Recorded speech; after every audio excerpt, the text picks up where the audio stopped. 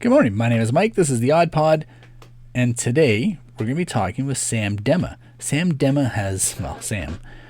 has two podcasts: the High Performing Educator, where he talks with people in the education field, and the High Performing Student, where he talks with students who are trying to go one step further with their education. Sam is also a serial entrepreneur. He works within his local communities. He's inspiring. He's making a difference. And I think that you're going to really find him interesting.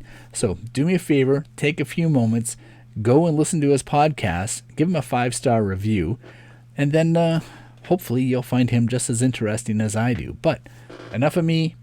Let's get into it. Let's go talk to Sam. So now, and there it goes. Yeah, that's just a backdrop just to kind of cover the generic basement that I'm in. Oh, I like that. No, it's cool. Looks great. Yeah. I do read a lot though. Well, I enjoy reading, but still, I don't. Nice. Well, I probably read that many, but who knows? But lately, I've been in an audiobook kick, just because I don't have the concentration to sit down and actually look at a book and force myself to read it without falling asleep. Even magazines, I just can't do it. I'm the same, and I mean, talk about the importance of podcasts, right?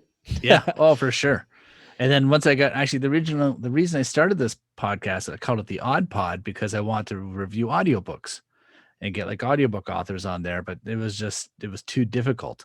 So then I broke it down a bit in the podcast and thought, okay, well, I'll review podcasts. Started reviewing podcasts. I'm like, holy shit, that's a lot of work. So then finally I'm like, I'll just interview podcasters. Nice.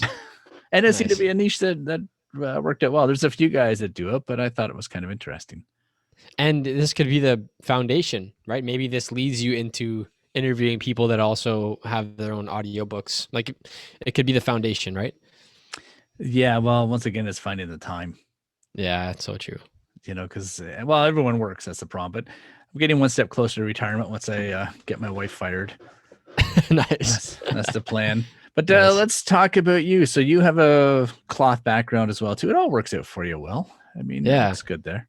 Yeah, it's just a black sheet, and usually I wear a white shirt because in the white balance you don't see any of the wrinkles.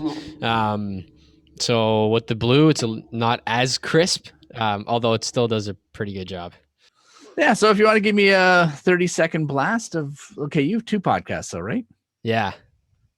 So there's the High Performing Educator, which is a show that I started during COVID as a way to build a network of educators. And then there's the High Performing Student, which is very similarly branded. This show totally for students. And there's about 150 episodes on the student one and about 60 interviews on the educator one so far. Wow, that's quite a few episodes. Now, do you do these weekly? Yeah. So the educator one, there's 3 educator interviews per week, Monday, Wednesday, Friday. The student show is usually 1 interview per week and then 1 solo episode Tuesday, Thursday. So I'm pumping out 5 episodes per week. Do you have a job? I do. I am a full-time youth speaker. So I work in schools. Before this, this recording, I just delivered a 1-hour keynote to a school in Windsor. I have 6 more this week. So with the podcast and the speaking, that's what takes up almost all of my time. That is excellent. So how did you find yourself into this business? Great question. But my whole life, I wanted to be a pro athlete, soccer specifically. By the time I was 17, I had a full ride scholarship to a school in the US. Unfortunately, I had 3 major knee injuries, 2 surgeries, lost the opportunity to play. In fact, 4 of my teammates are actually MLS soccer players now, and they play for TFC in Vancouver, and I watched them on TV. But it all fell apart for me.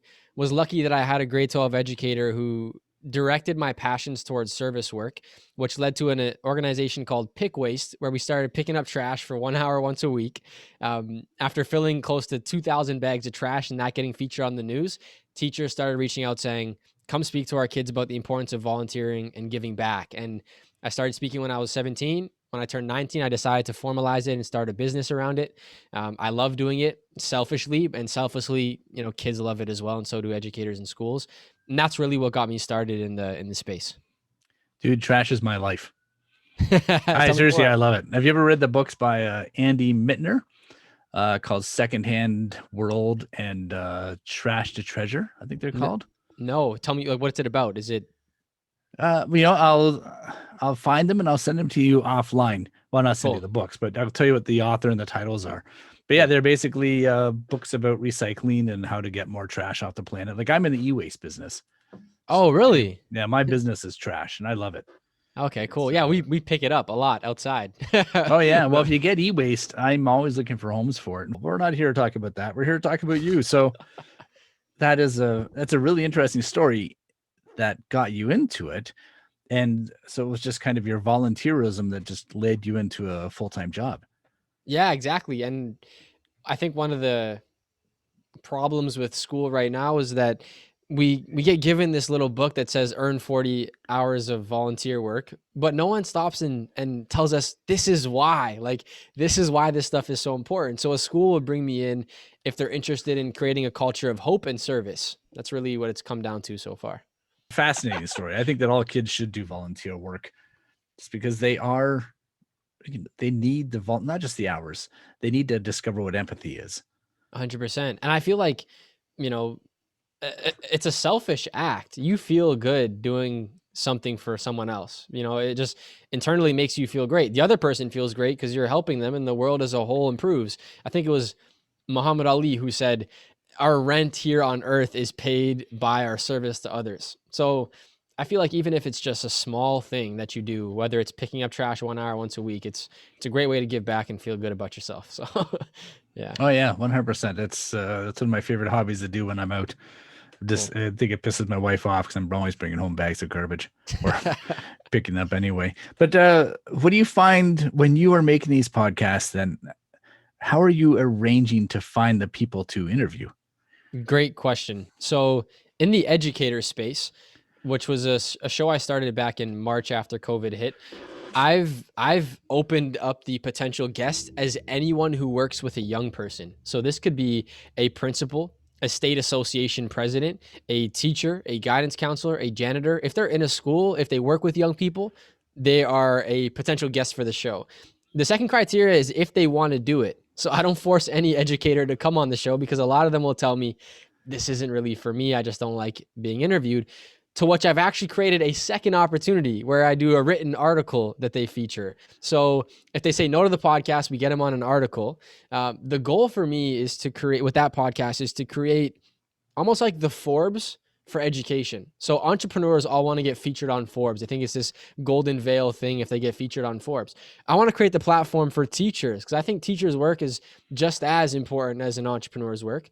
And it's this space where they can go and listen to awesome other conversations with their peers, learn something, and maybe feel a little bit inspired. So for the educator show, to answer your question, open to anyone who works with youth. For the student show, funny little side story, I did about 60 episodes, all interviews on a previous title of my show called the Small Consistent Actions Podcast. And I deleted them all because I wasn't doing what I wholeheartedly wanted to do, which was also provide some of my own solo episodes. And so about a year and a half, 2 years ago, I rebranded to the High Performing Student and I started doing solo episodes and interviews. I have what I call as a Dream 100 list, who are a list of 100 people that I want to interview by the time I'm dead or who knows, in the next 10 years. And I slowly chip away at those people. And those are names like Alan Stein Jr. You know, this is a high school basketball coach of Kobe Bryant, Kevin Durant, coach Steph Curry when he was 15 years old. I try and bring on people that are high performers and then explain to the student audience, you know, here's how you take those principles of the people he worked with and apply it to you as a student.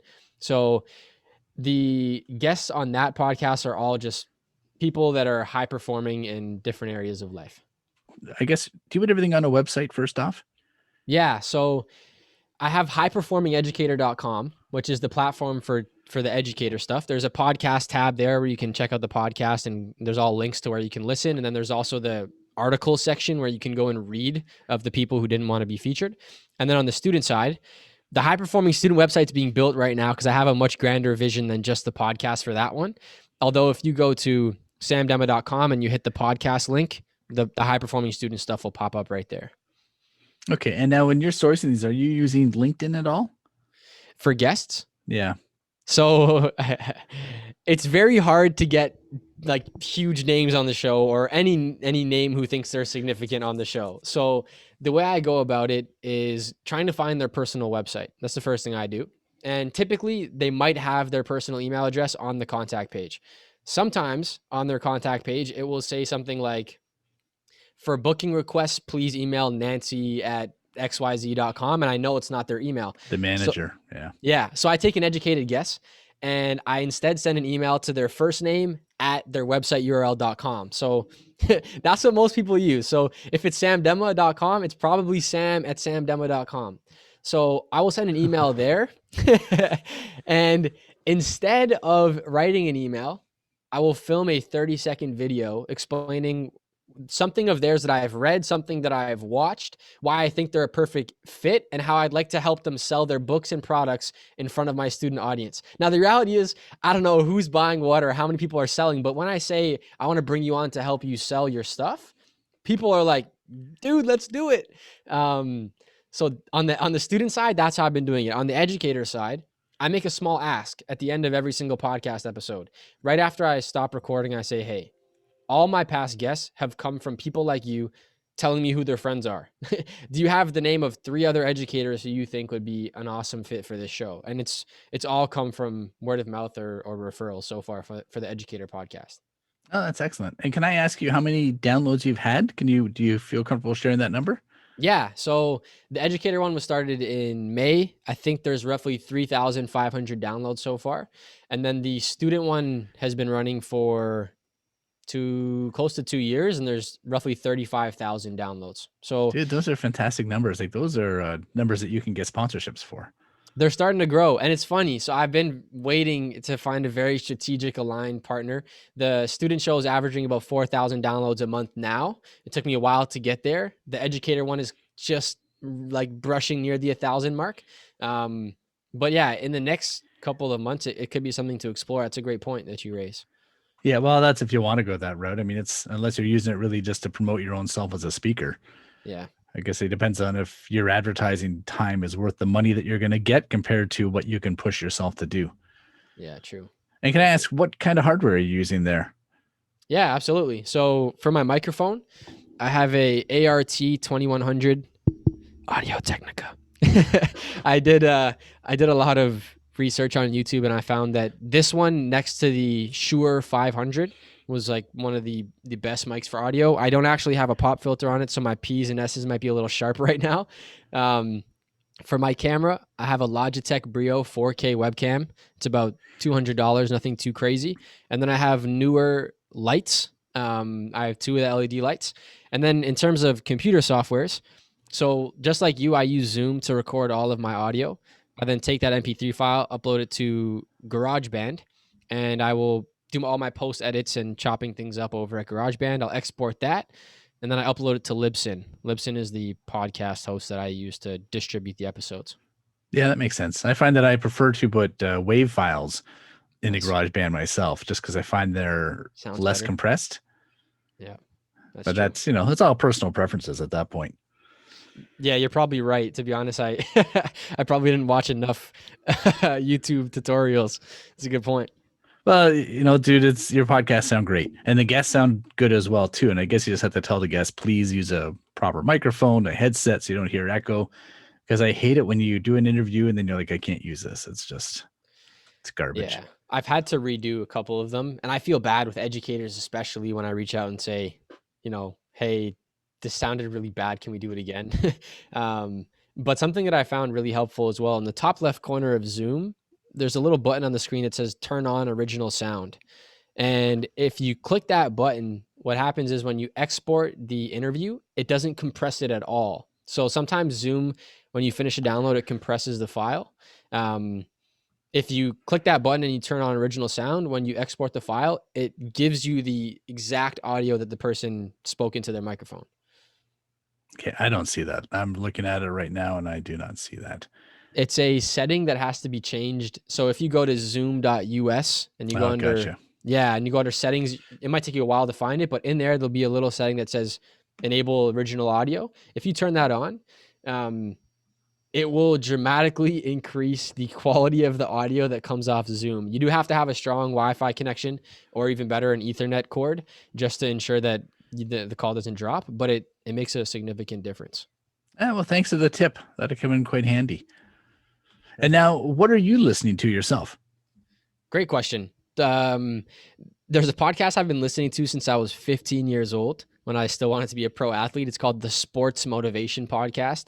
The host is an ex-NFL athlete, and he now coaches professional athletes and helps kids become pro athletes, working on their mental side of the game. So I think that working on your mentality not only applies to sports, but business and life in general. So I love his stuff, and he's very thorough. He used to produce 5 episodes a week. So that's a big one for me. The Joe Rogan podcast, I love it. In fact, I had a dream last night that I interviewed him. It was crazy.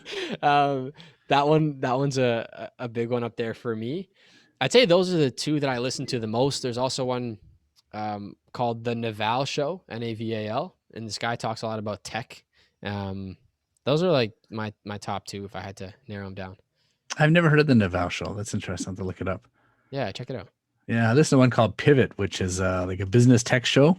I don't know if you'd find that interesting or not. It's like 2 reporters of the New York Times. Actually, one's a professor at NYU. That's Scott Galloway. Then a reporter for the New York Times. That's Kara Swisher. So they're always arguing and butting heads, and they won't let each other get away with anything, which is what's kind of fun. It's like literally like oil and vinegar. That's the way awesome. they get along, but it's just a fun show if you're ever into that kind of thing. Scott Gallagher.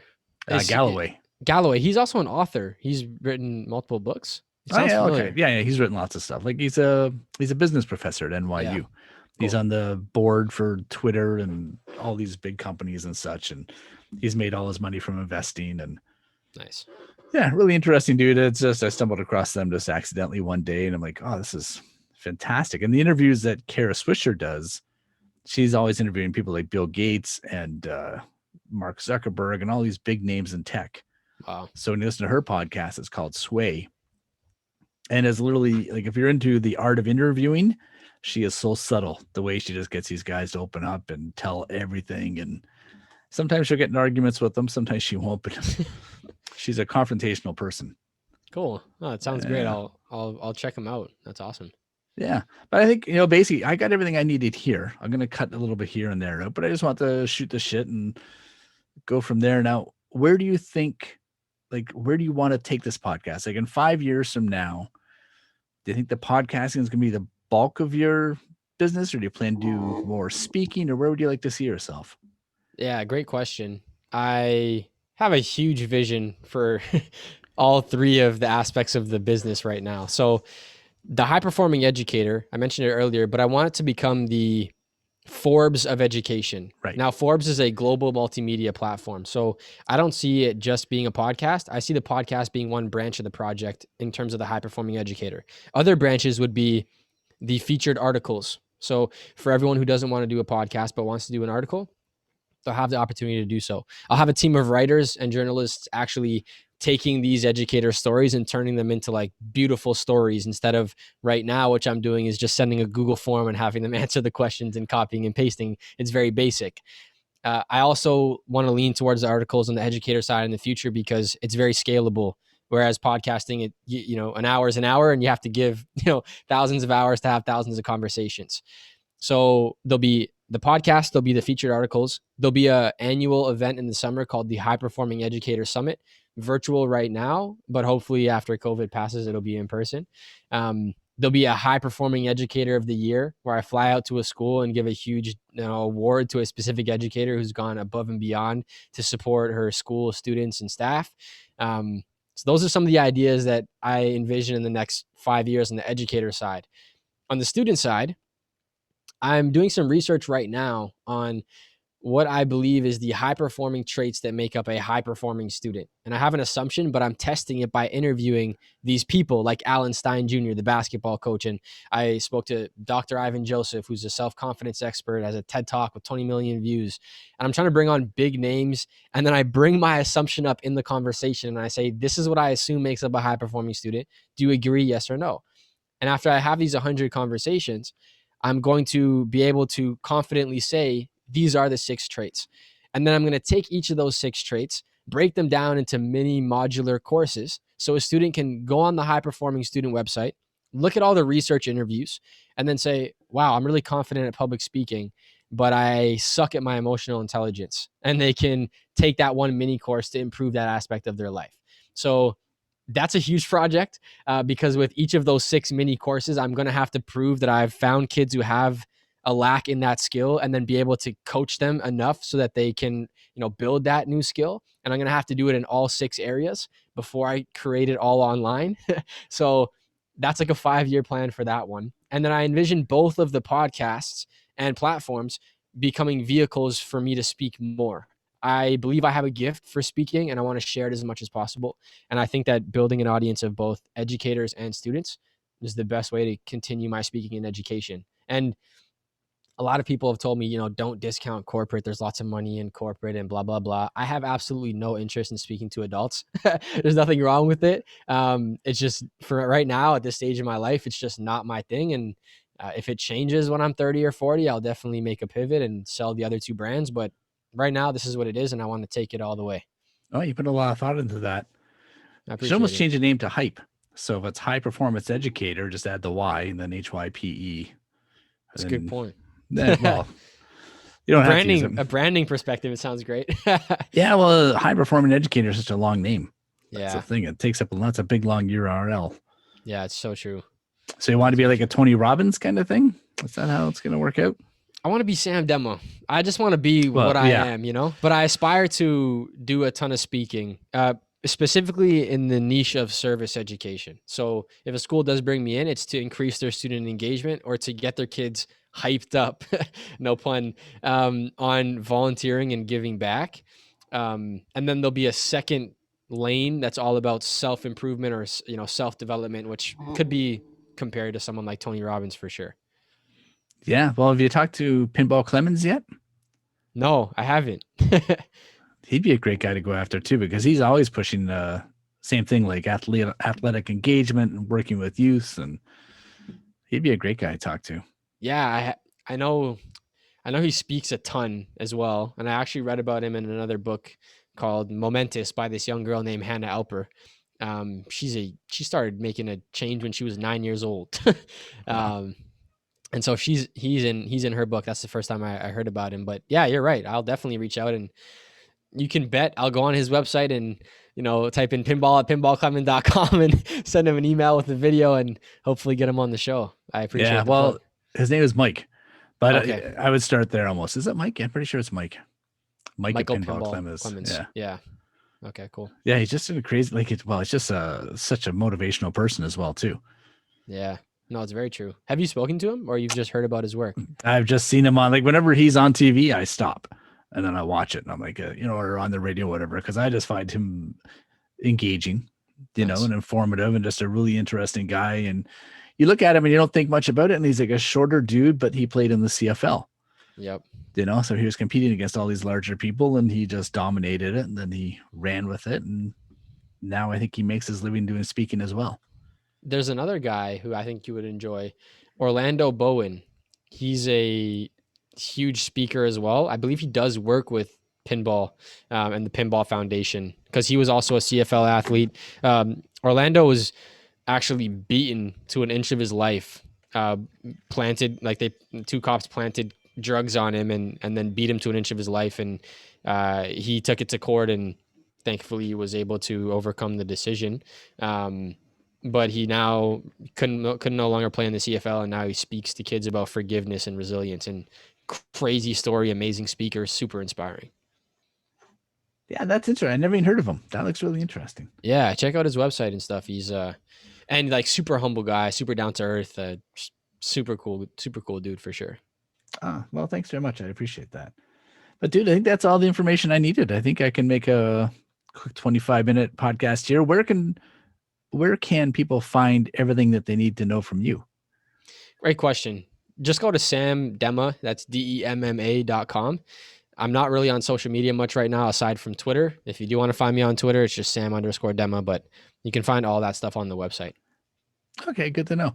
And do you don't like Instagram for promoting yourself? So when I turned 21, I decided to take a whole year off social media, which was back in September. And it's been 6 months. But then when I launched the Educator podcast, I just knew that educators all lived on Twitter. So I'll use it for like 5 minutes a day, just promoting the episodes and answering some messages. And that's pretty much it. Oh, that's a good idea. Yeah. Twitter's a cesspool. It is. Yeah. But I'm starting to find more and more of my guests and people I like to deal with on Instagram as well. Nice. And are you searching hashtags, or how are you discovering? Yeah, ultimately, like I'll search up like podcasters or podcasting, podcast host. And then when you find one and you see who they follow, then I'll nail all of them too and start chasing some down that look interesting. But it's a whole different demographic as well too. Twitter, for example, has everyone who's like me, crotchety and angry. And Instagram is a younger, more positive mindset, I find. Yeah, I would agree. I'd also say that on Instagram, people usually post once a week. On Twitter, people can post every 15 seconds sometimes, and it's just never ending amounts of messaging just, flying at you. It gets overwhelming sometimes. Yeah, and it's all angry. Very political. Yep. Yeah, I try to stay off that. It's just that's so. I agree. Well, sometimes anyway.